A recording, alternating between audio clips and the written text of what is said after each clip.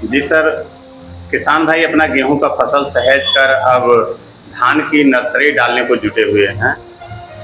तो बीज शोधन और बीजोपचार, अच्छी नर्सरी डालने के लिए किसान भाई क्या करें जिससे उनको अपने फसल में अधिक पैदावार की उम्मीद पाई जाए। जी नमस्कार, मैं डॉक्टर अनूप सिंह चौहान, सहायक विकास अधिकारी कृषि परसपुर। मैं आपके चैनल के माध्यम से किसान भाइयों को बताना चाहता हूं कि इस समय नर्सरी डालने का उपयुक्त समय चल रहा है और किसान भाई अपने खेत की अच्छी तरह से जुताई करके उसमें पानी भरकर पलेवा करके नर्सरी डालने के लिए खेत तैयार कर लें। और नर्सरी डालने के समय इस बात का ध्यान रखें कि सुबह के समय या दोपहर के समय नर्सरी कतार न डालें, क्योंकि गर्मी की जो है थोड़ी ज़्यादा है और जिस कारण से पानी दोपहर में गर्म हो जाता है, जिससे नर्सरी के जमाव में प्रभाव पड़ सकता है। इसलिए हमारा किसान भाइयों से अनुरोध है कि वो नर्सरी शाम के समय डालें या रात में डालें, जिससे कि जमाव अच्छा हो सके। इसके साथ ही साथ मैं बताना चाहूँगा कि देसी धान की जो मात्रा है वो 30 से 40 किलोग्राम प्रति हेक्टेयर और हाइब्रिड धान की मात्रा 12 से 15 किलोग्राम प्रति हेक्टेयर की आवश्यकता होती है।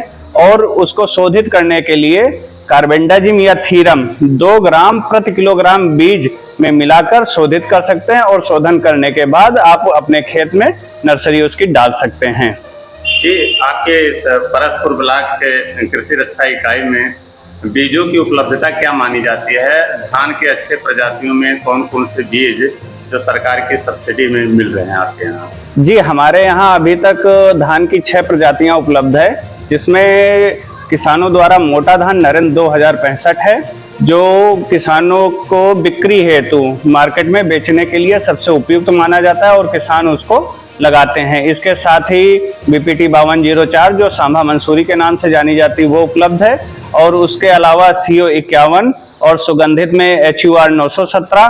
उसके बाद में आपका महीन धान के लिए सुरुज, बिंधन सुरुज, और तीसरा गहरे पानी के लिए जहां पर जल भराव बहुत ज़्यादा होता है उसके लिए नरेंद्र शिशिर प्रजातियां हमारे यहाँ उपलब्ध हैं।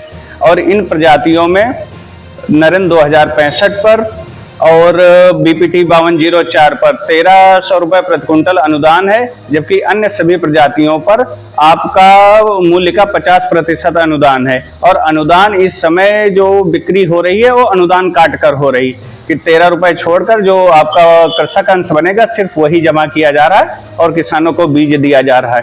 साथ ही साथ जो हाइब्रिड का स्टॉल लगना है वो 1-2 दिन में शुरू हो जाएगा, उन पर आपको बीज का पूरा मूल्य देना होगा और DBT के माध्यम से 15,000 रुपये प्रति कुंटल के हिसाब से अनुदान आपके खाते में, किसानों के खाते में भेजा जाएगा। जी, गत दिनों यहाँ मौसम का तापमान 42 से 44 डिग्री और इससे भी अधिक माना गया, तो क्या इस मौसम में बीजों की नर्सरी डालना उपयुक्त माना जाता है? नहीं, अब जो मौसम आ गया है अब टेम्परेचर थोड़ा 2-3 डिग्री कम हुआ है, जिससे अब किसान हमारे नर्सरी डाल सकते हैं। लेकिन उससे पहले खेत की 2-3 बार अच्छी तरह से सिंचाई कर लें, 1-2 बार जुताई कर लें, जिससे जो भूमि का ताप है, खेत का उनके तापक्रम है वो कम हो जाए। और जब कम हो जाए अच्छी तरह से पानी भर दें शाम के समय, और जब पानी ठंडा रहे उस समय संध्या अवस्था के समय में, संध्या काल में आप नर्सरी डाल सकते हैं। और नर्सरी का जमाव पहले से करके देख लें और उस पर डाल दें, हो जाएगा। जी जी, आपको बहुत बहुत धन्यवाद। नमस्कार, आपने हमारे चैनल के माध्यम से परसपुर क्षेत्र और अन्य क्षेत्रों के किसान बंधुओं को खेती संबंधी और धान बीजोपचार संबंधी अच्छी जानकारी साझा करने का प्रयास किया। बहुत बहुत धन्यवाद। नमस्कार। नमस्कार। Please like Circle Media News Channel, share and subscribe. Thanks.